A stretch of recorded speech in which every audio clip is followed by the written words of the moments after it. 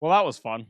Welcome back to the channel, ladies and gentlemen. I hope you have had a wonderful weekend so far, and I aim to make it just a little bit better. As you can see, it appears that my FPL team did not have a wonderful weekend, but I would be a fraud if I sat here crying, because as I've said, what appears to be bad is not always so, and I'm sure somehow this will work to my advantage. Today, I will have you medium-term prospects for all of the players because, of course, we are approaching the winter period and game weeks are very much sandwiched together, so that is very important. Insights from the games this weekend, aside from the two which weren't televised at 2 o'clock. My transfer plans, which you'll know by the title of the video, is the wildcard and a variety of other important things. If you have not subscribed to the channel already, I would be greatly appreciative as we push for 5,000 subscribers. If you could just check if you've done so, because 50% of you who watch regularly haven't. And if you just press that button, I would be very appreciative, and it'll only take you a millisecond. I'm very much looking forward to this one, and not much needs to be said, so let's get into it. Whilst the audience on YouTube is much kinder than that on X, I thought it best to address this first, because I certainly expected some discourse in the comments section about it. Firstly and foremost, as I've always said, and it is just my opinion, you make your own luck and you get what you deserve in this game. So, for those of you who went Salah, you won, congratulations, and like I said, you absolutely deserve this. So what I'm about to say is not taking away from any of that. Like I said, you deserve it. For me, personally, I'm still very comfortable in the fact that I captained Haaland. I still think he was a fair bit in front of Salah. I think the games and how they played out justified it. Wasn't expecting City to be so poor in the second half, and I think it was fair for me not to assume that that would happen. But yeah, I would just want to say that I'm still very comfortable with my decision. These type of things happen, I thought it was a bit quote unquote unlucky, but whatever. So those of you who went Salah, good on you. And for those of you who went Haaland, not a preferable outcome, but I think given we made a good decision after that, we can't complain too much, because if we did the right things ourselves, and if we keep doing that, eventually we will be rewarded. We might very well be on the horizon of a bittersweet moment, because while Sels blanked, he's done so much for us, we can't criticize him, and Newcastle deservedly got something out of that game and scored. It might be his last week in the team, and who knows, maybe for the whole season. In terms of his medium-term prospects, right, when we speak about the Forest-Newcastle game, we'll touch on why I think he's a sell in more depth. But given what we saw from Newcastle today, given how Forest are going to approach the games against Arsenal, even Ipswich definitely have a goal in them, as they showed against Spurs, City, and then it's like United and Villa. It's a tough run. And where there are other keepers that exist who have a much better run, I think it just makes sense to go off and chase the upside elsewhere, especially when the price points are very similar. So this is likely to be his last game for me. Probably this. I mean, there's a chance it's the last game this season, and he's been maybe my best player aside from Salah. So very, very grateful for the returns from him, but I think he is going. Onto the defense, who just found a way to blank. Lewis Hall, Forest didn't create too much, right? Even the set piece that they conceded from, Isak was definitely at fault for dropping in and essentially not covering the space. I don't think it was great from Joel Linton as well, and just in general, you don't want to be conceding from set pieces. Overall, I thought Lewis Hall was really good on the ball. Maybe could have got an attacking return in the first half. But yeah, like I said, my defenders were certainly points dodging this week, but more than happy to hold him. And he looks like he's really coming into his own. And the ex-Chelsea boys are establishing themselves as a very good fullback pairing in Livramento and Hall for the Toon Army. Vardio, I don't think really deserved its clean sheet when you look at the amount of chances Brighton created. I'm going to come on to that. It was just that header in the last minute of the game. I thought that could potentially be a parting present for him as well. Similar to Sels, a bittersweet moment because he has been axed on the wildcard and he's been so good to me. So again, slightly bittersweet to sell such a good asset, but it must be done in terms of the fixtures. Yeah, I really thought the chance at the end he was going to pop up with a goal, but goes wide of the post, and that's just how it goes sometimes. If there was out of all the defenders, I'm most satisfied to lose the Gabriel clean sheet.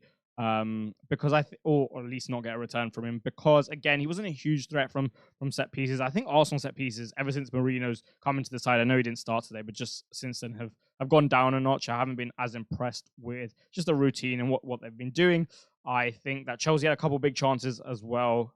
We could have scored probably before that. We didn't create too much, right? But like there was enough whereby I think a 1-1 result was definitely fair. So yeah, not too worried about that. Moving on to the midfield, it was a slight surprise that Garnacho was on the bench, but not too much. I wasn't sure if Ahmad was going to be fit.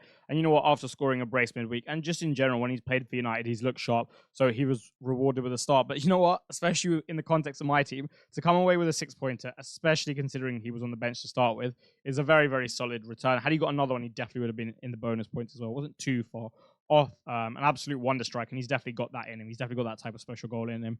He'll be going because he's going to be a massive minutes risk under Amarin. They've got enough attackers anyway, and considering there's only 3 spots between Haaland, Bruno, Ahmad, Garnacho, and Rashford and Xerxes, I think there's just no real reason for me to go there. Rodgers, look, Villa definitely caused Liverpool some threat on transition, and he had one really good chance in the first minute or the second minute of the first half, which I thought he should have done. Not just a lot better, but he probably should have put away. That would have been nice to get a return from him because his ownership has continually dropped as people shift to different structures, but that happens.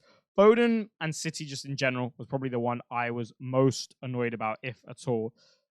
They were so sharp in the first half, which we'll come on to, and then it's not like they even fell off. They just completely capitulated in that second half. Brighton bossed them. They didn't make much. There was one maybe chance for Haaland where he nearly slipped in Slovenia.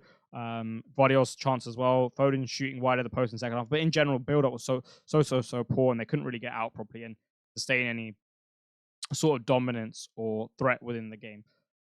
He's looked sharp. Like, even in this game, there were instances where he looked sharp. He looked sharp midweek in the Champions League, and he's been returning there, obviously. But it wasn't just meant to be, and these things happen. So all good. He'll also be on the chopping block. And quite frustrating that you don't get a return out of Foden when his expected minutes were good across Southampton and Brighton. And he obviously had the benching against Wolves. But it happens. All good. Now, my forward line, in general, has been absolutely horrific since game week 6 or 7.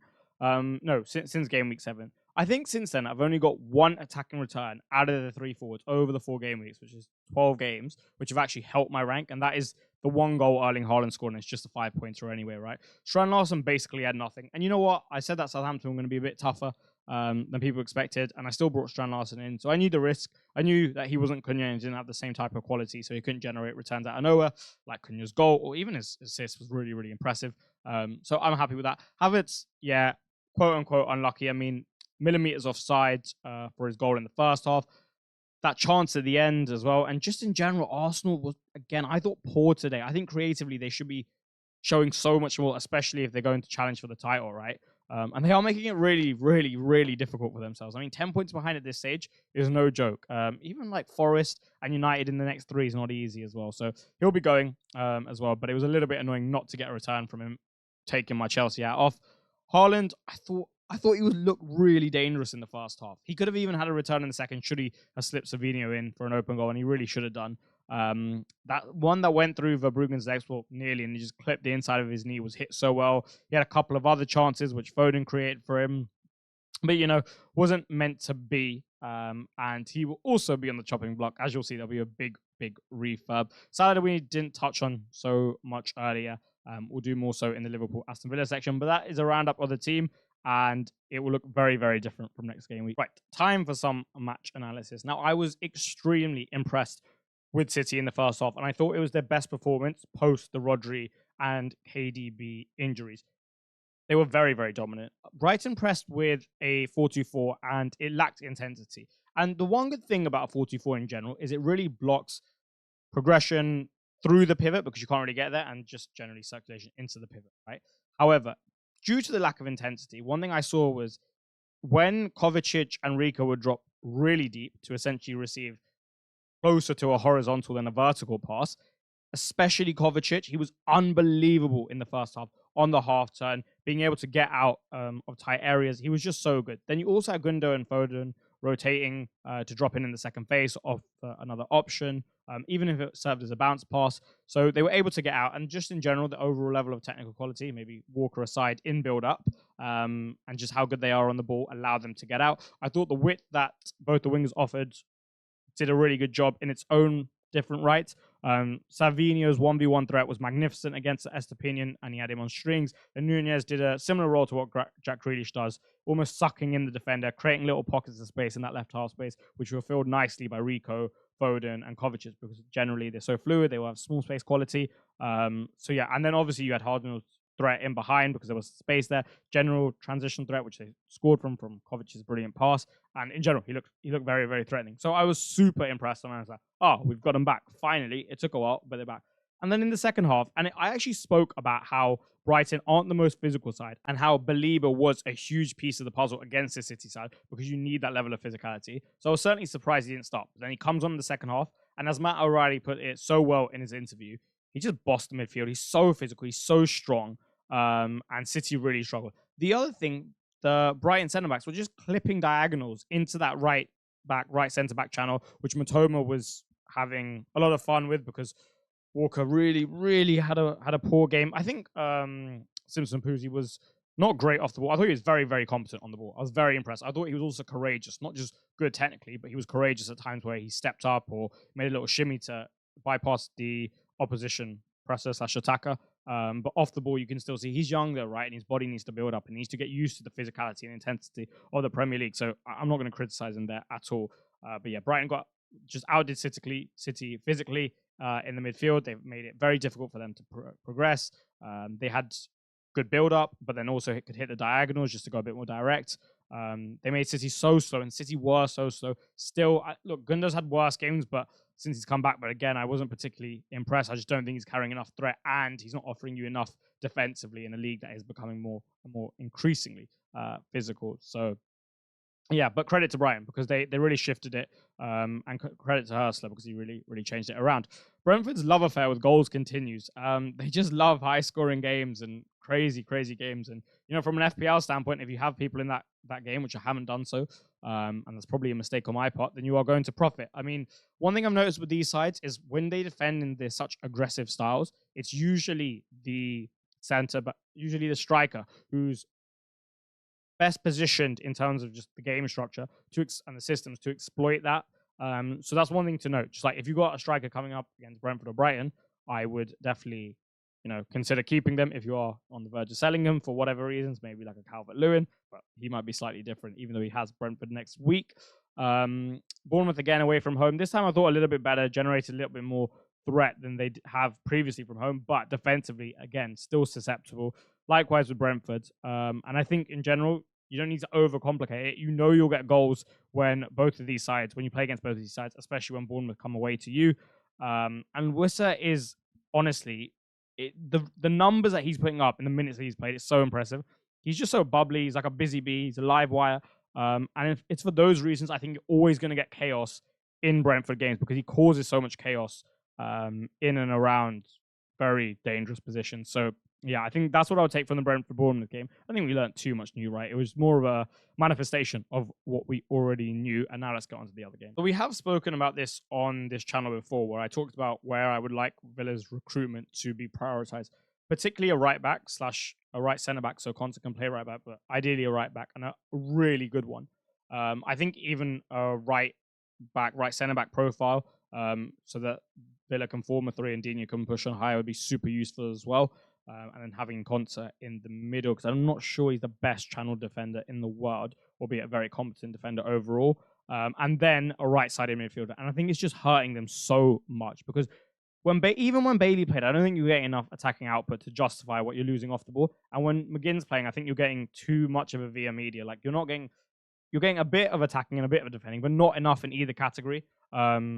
To essentially offset the weaknesses it causes. So I think if Unai Emery doesn't find a solution there, they'll be in a bit of trouble. But you know what? I expect him to do so. I expect him to somehow find a solution because he's done it in the past. In terms of Liverpool, I didn't think they created too much threat from open play. But what Villa offered them on the counter-attack from corners and set pieces was ridiculous. And like you look at Salah's second goal, right? I'm like, what is Carlos doing? Even his assist, like what is that? And they happened to him so many times in the game. I completely understand the first assist. It happens, that type of thing. But it happened like 3 times in the game where they got countered like that. And I just couldn't understand it for the life of me. I thought Liverpool showed essentially a bit more Liverpool under Slot as opposed to Klopp early in the second half, right? Really took the sting out of the game.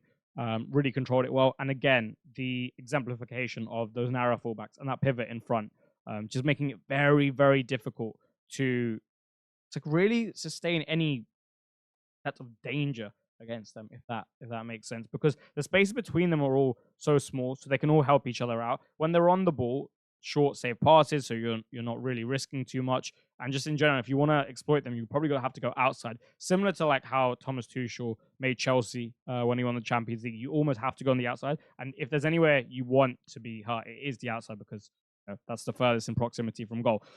Villa did have some opportunities on transition, and they're going to because they have enough quality in Rodgers. This guy is such a baller, honestly.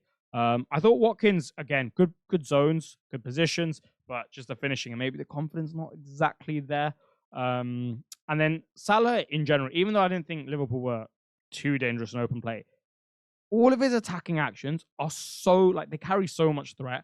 And that's basically, we did a segment on this 2 weeks ago. It's why I think you can't sell him, because he can just make something out of nothing. And he continues to do that. He really is just out of this world at the moment. And like I said, fair play if you captained him. Wolves win. I thought Southampton showed some good things again. I thought the way they played at the back. I thought how competent they were on the ball, how courageous they were, some passing sequences, etc., etc. But this time around, they didn't make as many chances as they probably would have liked, and maybe just lacked a little bit of individual quality. You look at Wolves, right, and all their chances really didn't stem from like brilliant bits of build up. It was like a really good Cunha run. It was a couple Southampton mistakes, and the Cunha chance wasn't even really a chance. He just made it because he's so good at football. So that is something to consider with Wolves. I do think against better defenses, especially ones that sit in, it's going to be harder for them to create too many chances, and you are going to be relying more on Cunha's quality. And that's why I said to discuss that. Nuri still picked up some really, really good positions. And I think with what we talked about, the shift in philosophy in Premier League managers and as such, the declining clean sheets, it just makes a lot of sense to pick him up because the fixture run's good, especially like after 14. I don't really like 12 to 14 too much. We'll talk about that when we get to the wildcard section. But he will generate attacking returns undoubtedly because of the positions he's taking up and just his quality on the ball. So I'm looking forward to owning him. Fulham, I believe, are up to 7th or 8th, and rightfully so. They've put in a lot of really good performances this season, and I think everyone definitely took note of their recruitment in the summer, and it has paid off and it's been extremely impressive. Adama Traore, Alex Iwobi, Emil Smith-Rowe, Harry Wilson, Reece Nelson, Raul Jimenez, Rodrigo Muniz. That's a really good, really, really, really good attacking set of players, and they're showing that. Sometimes even when the game isn't really going maybe the way they'd like, they can still pull opportunities out of the hat because of that quality. I'll give you an example, right? The goal that they scored, the first goal they scored, is actually really impressive. It's a very well-weighted pass from Jimenez, and it looks simple, but there's so many other times, I bet you, in the league this year where other opposition strikers have had similar chances and they've messed it up. And then the goal is taken brilliantly from Smith-Rowe. Away at Everton, whilst they definitely dominated the game, and had it under control, they needed a moment from someone because they weren't making too many clear-cut chances. And there were so many little moments which Jimenez provided, and Smith-Rowe's burst, and then Iwobi's finish. So they've got enough attacking quality to generate goals just in general from pretty much nowhere. ESR, as we spoke about preseason, early on in the season, it's the zones he's occupying that are so beneficial for him, and then he's got the technical quality to deliver. I feel like he's growing in confidence, and not just mentally, but also with his body, given he came back from injury. There were a couple of things that I saw against Brentford and against Palace where I was like, all right, you know what? Like from a physical standpoint, that looks really impressive. And I think they'll just kick on and be very, very difficult to beat. They've got a lot of physicality in that side. That's what they showed away at Everton. They've got a lot of quality, and as such, they'll be very difficult to beat, and they've got a very good coach. Palace's midfield, again, like it just is not supporting the system and what they're trying to do because they don't have the right profiles for it. I think they're massively missing Elise. Obviously, they're missing Eze as well, but like it's not like they were playing well when Eze was here beforehand. But yeah, I think they're massively missing Elise as a creative spark, and there's almost as a connector between that pivot and frontline in terms of responsibilities. Now, I know that sounds somewhat weird, but when you're struggling to progress to an extent, like to a big extent, at least having a creator in there, and especially one of his quality, will be able to kind of get you out of that hole. But they're not, and defensively, they look susceptible as well. So when we come on to Isak, initially, I didn't really like that matchup. I was like, Selhurst Park, 3 at the back, away, but now I'm growing and growing in terms of targeting Palace somewhat for strikers, because if you look at it, right, I think it was Jota who scored against them. It was Smith-Rowe and Jimenez who returned against them. Now, Harry Wilson's goal, if you look where he popped up, even the second one, very much like central zones against Palace, I think is the best place to exploit. West Ham, Everton, it just lacked a bit of final action quality. There definitely could have been goals in the game, but some poor finishing, some good saves. Neither system, I would say, is particularly supportive of the best attacking football you've ever seen. I think Everton's is a bit too direct for my liking, and they try and do things a bit quickly, where I think like a much slower bit of build up and having McNeil back in the 10 would be more useful. I also think from West Ham standpoint, the fact that they're so easily transitioned on, I think they maybe even like unconsciously compensate for that. And until Lopetegui changes things, I think they'll struggle a bit for sure. Not too much I felt like we learned there, though. I like Bowen's positioning and just general level of threat and what he was picking up and what he was doing. And I do think in 14, he'll be a very, very sound option to have. And that is a roundup of Saturday's games. On to Sundays. I think Newcastle deservedly won, and Isak is looking better and better. The one concern I have with Newcastle is, for example, in this type of game, they had Gordon playing on the right, and Joe Linton and Joe Willock were alternating left 8, left wing. And I just think from a creative standpoint, whilst Lewis Hall's really helping down that flank, overall, given Bruno Guimaraes is your deeper midfielder, they're still not at the level that I would like, albeit improving, right? So if they can continually improve, then Isak will become a really good option because he looked sharp yet again. Well taken goal, could have had another, got an assist as well. And with the fixtures he has coming up, I like what I see. Forest today, I think, were, I'm not going to say naive because they definitely weren't, but they were aggressive in their approach and they were a little bit more attacking than I think they have been against the bigger teams in the past. Maybe they didn't classify Newcastle at that same sort of level, and that's fair enough. I do think, however, they are better suited to sitting in, and especially when they went 1-0 up, just playing a little bit more on the counter-attack. I thought they gave up space a little bit too much at times, especially when Newcastle overloaded on that left side. And maybe they didn't need like Alanga and Chola for, I think maybe like one of their transitional threats is enough. And then having a very industrious, physical, like big midfielder with a heavy dual capacity probably would have been better, especially considering Gibbs White went off early. So that's what I would have said in terms of approach in the second half. First half, I thought overall was fine. Chelsea Arsenal, deserved result in the end. I was pretty unimpressed with Arsenal from a creative standpoint. I thought, again, they should have been better. I don't think they're feeding Havertz anywhere near enough, and I think you want your number 9 in the game more. And because their wingers are wide and they're not really ones that are constantly penetrating the half space or the space in behind, and you're also not giving yourself that number 9 threat, I feel like you're having your best moments maybe in like the half spaces and in these deeper pockets, but that's not where you're going to end up scoring goals, right? So for me, I think a slight change in approach maybe could work. Chelsea, obviously Palmer again playing on that left side and Gusto inverting all the way into that right 8. I don't think it's great for him for one reason. I think we carry, as a Chelsea fan, I think we carry a lot of threat on transition, but generally, when the game's slower and the opposition's block is set, Palmer almost has to come a bit deeper to get on the ball because he can't receive it between the lines as well against the side that are so good at blocking that. And then having Gusto on that side, he also has defensive responsibilities which he needs to be conscious of.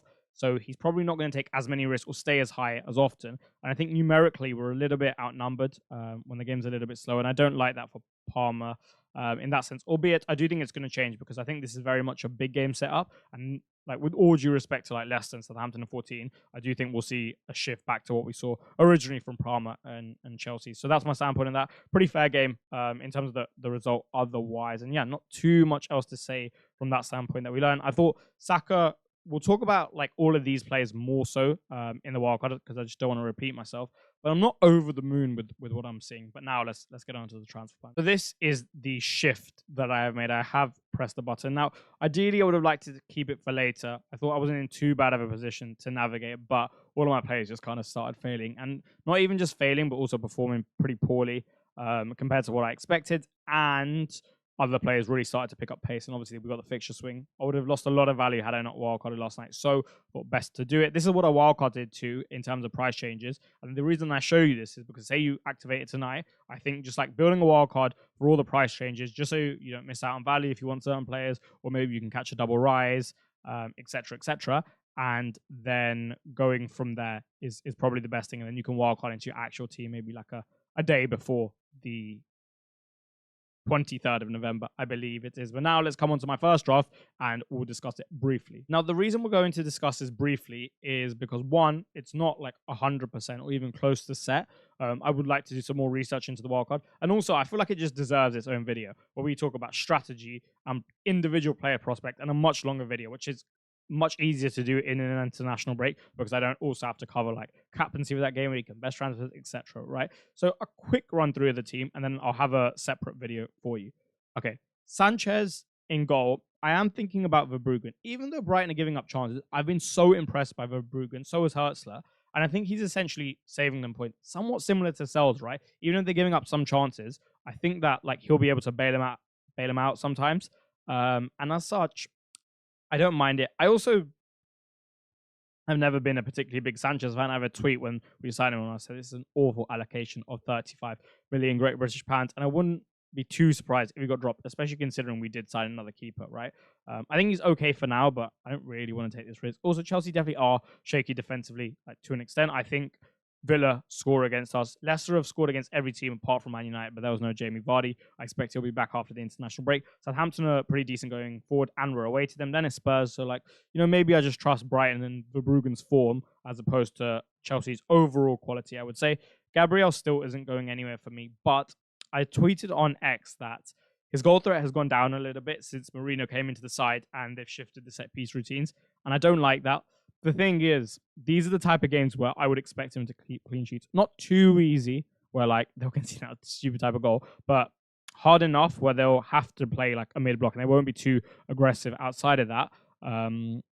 But not too much attacking threat that you're playing against the best players in the world every week, right? Like it's Forest, which I think, especially with Forest, more defensive style and looking to catch you on transition, albeit they don't have, I would say, the best weapons in transition. I think Gibbs White is brilliant, and I think Alanga's great. But for me personally, I don't think I'm still overly worried about Callum Hudson-Odoi, and then Wood isn't someone who's going to exploit too much space behind the line if you offer it, and cause Gabriel and Saliba too many problems in channels, right? And he's not really going to drift there too often anyway. And then, yeah, sure, Man United's not easy, but then West Ham and Fulham, like I said, good sides, but enough whereby I think Arsenal can still grind out some clean sheets. And then you still got his box threat, which exists. Ryan Aït-Nouri, for the reasons I discussed earlier. Konsa for the fixtures primarily. Like I said, I hope Unai Emery finds a solve. I'd play him 12, 14, 15, and then look to move on. There isn't a Man United defender here because I thought it was just a bit too short-term with Ipswich and Everton, and then I'd have to sell. But you never know. Veltman for the same reasons I basically spoke about with Verbruggen, and also you can get an attacking return there. Hall, good fixtures. They're improving. He's improving. And I'll get an attacking return from him eventually, when I start him. Like I said, I want to keep this brief, so I don't want to go into too much. Palmer, Salah, obvious. Jackson, I think the fixtures from a stylistic perspective are brilliant for him. The run's really good, even from FDR standpoint as well. So more than happy to have him. Isak, I've spoken about this video, picking up form. Good fixtures. Won't have to use a transfer to go Watkins to Isak, for example, and just capitalize on that. Rodgers and Semenyo rotate pretty nicely. As my 7th and 8th attackers, also allow me to use money elsewhere. You'll see I have 2.2 million in the bank. The draft I built before this had a different midfield. Instead of having Isak, I had João Pedro, and instead of having Semenyo, I had Bukayo Saka. So I may shift to that. That is an option. Cunha is the one popular asset who will finish on. Obviously, I've got Bruno there as well. I'll definitely have him for the next 2 games because look at the form he's in, and under Amorim, I think he'll play a good role on that right side. Cunha's the one that I guess I should have, but I don't want it. He ticks all the boxes from a fundamental perspective. But I'm still not impressed with what I see from Wolves. And the other thing is, right, I don't like the fixtures that much in 12 to 14. And I think maybe there's an opportunity to jump on him afterwards. I could stretch to an Ollie Watkins. But again, I'm just slightly worried about leaving myself with no cash. And then I'd also have to make a transfer out of him. But we shall see. There's a long way to go. I'm sure some stuff will pop up over the international break that will shift my wildcard, but I'm certainly looking forward to it. I think the upside with the team is really big, right? I've got so many solid players in terms of fundamentals. The fixtures are all there. I can cover them for a long period of time. I can set the squad so that I can deal with injuries, suspensions, rotations. I can have my own specific rotations to target fixtures, etc. So it's a good week to wildcard. I'm still in a pretty healthy position considering I'm 386k with no chips used, now a chip used, and hope to kick on. If I can do well in this Christmas period, especially when other people have more problems than me, probably because their squad won't be as deep or structured because they used the wildcard earlier, hopefully I can have a good Christmas period. And that is all she wrote for today. A quick thing before we finish. If you have had a bad game, if you have had a bad start, there is so long to go. I've seen people go from genuinely 1.5 million to a rank better than mine, right? There was 1.4 million places between us 2 days ago. So much can change so quickly. If you keep the faith and just keep making the right decisions continually, you can do some brilliant things super quickly. And even if it doesn't happen super quick, the time's going to roll around anyway. And when it does, you would have wished you had a better rank. So just keep doing the right things and you absolutely can get there. The last thing before I go, if you would like a particular player analysis in the wildcard video, please do let me know. If you would like a certain bit of strategy analyzed or anything spoken about, I will happily abide if I think it's appropriate. Just let me know in the comments. And given the IB content in general is of a slightly different nature, slightly more macro level, I'm more than happy to cover that. Have a brilliant week in the meantime. If you have not subscribed already, help us get to 5,000. And I shall see you very, very soon. Goodbye.